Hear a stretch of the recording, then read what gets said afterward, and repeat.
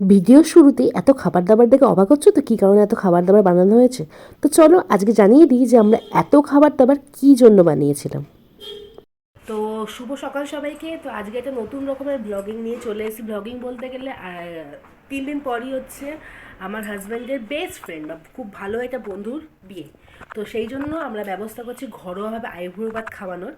তো আইবুড়ো ভাতে কী কী আয়োজন করি, কী কী না আয়োজন করি, এবং আইবুড়ো ভাতের ছোট্ট একটা মুহূর্ত তোমাদের সাথে ইচ্ছা আছে শেয়ার করবো। তো চলো দেখতে থাকো, আশা করছি তোমাদের খুব ভালো লাগবে। তো এখানে সব সবজি ফবজি দেখো কাটা হয়ে গেছে। তো চলো কী কী বানিয়েছিলাম তোমাদের সাথে শেয়ার করে দেওয়া যাক। তো ছিল হচ্ছে ভাত, তার সাথে ছিল হচ্ছে 5 রকমের ভাজা।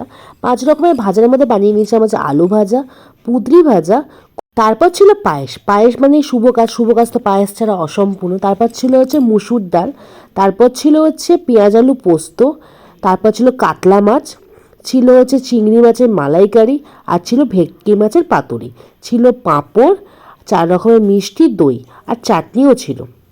তো এই ছিল ছোট্টখাটো একটা মেনু যেটা আমি বানিয়েছিলাম আইবুড়ো ভাত স্পেশাল উপলক্ষে। তো এবার চলো তোমার সাথে দেখিয়ে দেওয়া যাক যে কাকে আইবুড়ো ভাতটা খাইছিলাম। এটাই হচ্ছে আমার সেই বরের বন্ধু। তার ভিডিও ক্লিপ কিছু নেওয়া যায়নি, তাই জন্য ছবিটা তোমার সাথে অ্যাটাচ করে দিলাম।